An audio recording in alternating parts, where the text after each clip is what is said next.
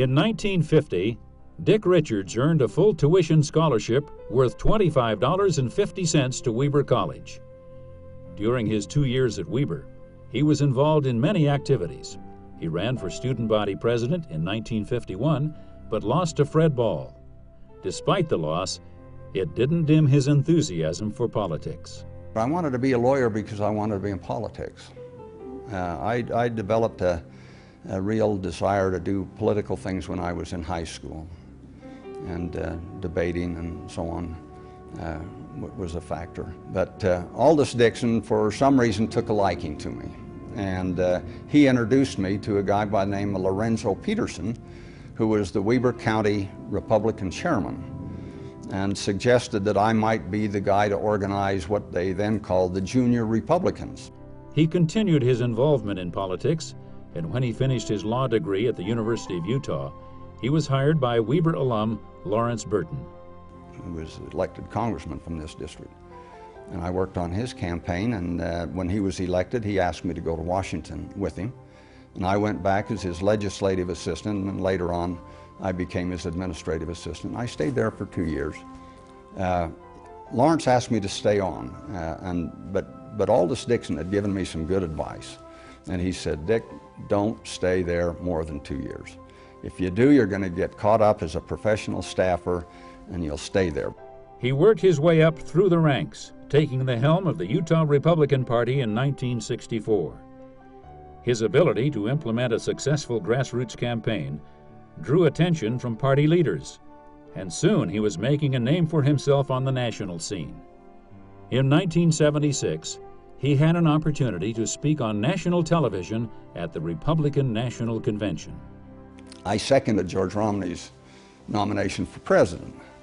And here again, I thought this would be my day in the sun to my Utah friends, and they would see me on national television nominating George Romney as President of the United States, and when I was given my talk, they ran a dog food commercial or something else, and nobody saw it.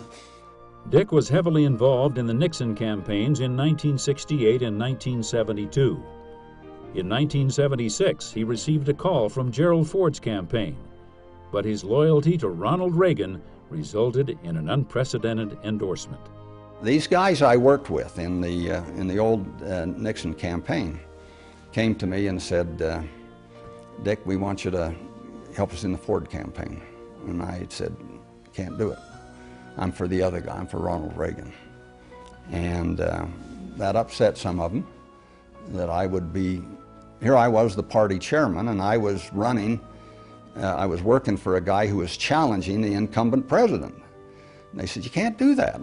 That's unheard of. Just not right." And I said, "Well, I love this guy Ronald Reagan, and I'm going to work for him." So I did. In 1976, in a close convention vote, Ford won the nomination, but eventually lost the race to Jimmy Carter. But Ronald Reagan never forgot Dick's loyalty, and during the next few years, Dick was asked to build Reagan's national political organization for the 1980 campaign. So they asked me, and I said, "I'll do it."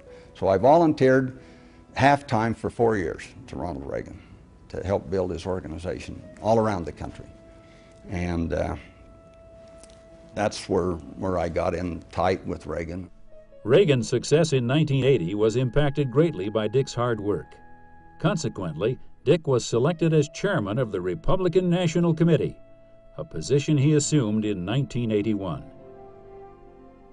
President Reagan and Dick became close political and personal friends, and they were often photographed in the White House. Dick's reputation as a straight talker earned him the trust of the President and First Lady. Often, Dick and his family enjoyed visits to the Oval Office, giving his children many memorable experiences. Dick's straightforward and candid nature endeared him to many people in the Reagan administration, but his unvarnished comments often ruffled some political feathers.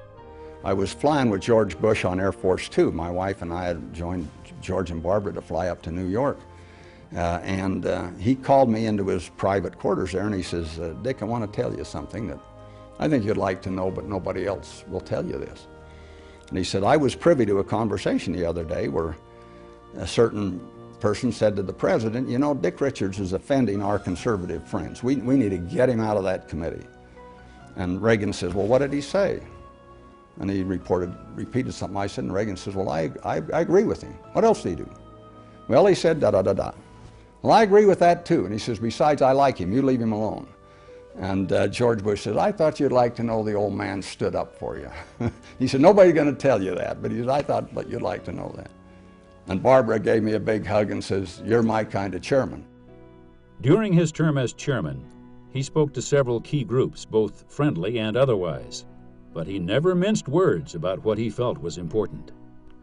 At the end of his 2-year term, he opened an office in Washington and became a professional consultant. It was very interesting because Ronald Reagan did me a huge favor before I opened my office. He had asked me to come into the administration, and I told him I couldn't. I'd been a volunteer. See, I was part-time for 4 years, and I never got paid. And I said, I've got to get out and make some money. So when I left the National Committee, they had a going-away party for me, and Reagan came to the party. And he spoke and he said, you know, Dick Richards was my friend when it took courage to be my friend. He was the first party chairman to endorse me against an incumbent. And I want him to know, and I want you to know, I'll never forget it. Dick continued his involvement in national politics, and he became a trusted friend to George Bush Sr. On occasion, Dick and his family enjoyed personal time with the Bushes in Kennebunkport or on the president's official yacht. In 1993, Dick and his wife Annette decided it was time to come home to Utah. He opened his law practice in Ogden and continues there today. He is also heavily involved in his church and other civic activities. Congratulations, Dick Richards. Weber State is proud of your lifetime of accomplishment and service.